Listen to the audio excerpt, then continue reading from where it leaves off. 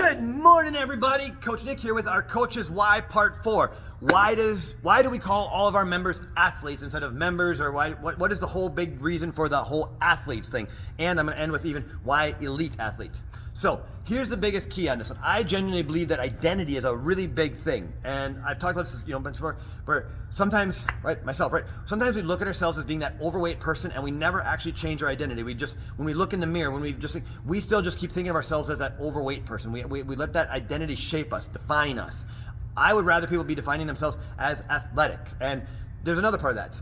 When people do train as an athlete, when they look at themselves as an athlete, when they're putting it, then they tend to be looking at pushing themselves a little bit further than just when they're working out. When you're just coming here to work out, it can be easy to fall off the wagon. But when you're an athlete and you're training for an event, we talked about the whole purpose of the event, that becomes a bigger thing. And sometimes people are like, well, if you don't have a sport, you're not an athlete. And I would argue against that.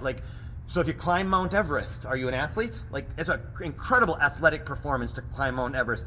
May not be a quote-unquote sport, but so that's kind of the point of what I wanted to create when we were creating Honor Bound. Was we wanted to give people a purpose, a reason, so that it wasn't just come in and see how many calories you can burn. Again, we've watched people yo-yo, we've watched them put the weight on, take the weight off. So the idea was, if you could give yourself that identity of seeing yourself as an athlete, and I don't care what that means. That might be a podium chasing athlete. That might be someone who just wants to finish DECA or a 5K or a Spartan race or whatever. But that was the goal. And studies have shown when people flip that switch, when they mentally start to see themselves as an athlete, they usually tend to push themselves a little harder. And it's not about going beast mode and just making every workout hard and just beating yourself up as much as it is training with a purpose. And that's kind of the biggest goal, which we're going to cover next week in our next week's video on this why, of kind of how that fits, what the purpose was, what the way we format was built around this idea of training like an athlete. And lastly, just to wrap this up, why do I call our athletes elite athletes? And here's just a really simple answer.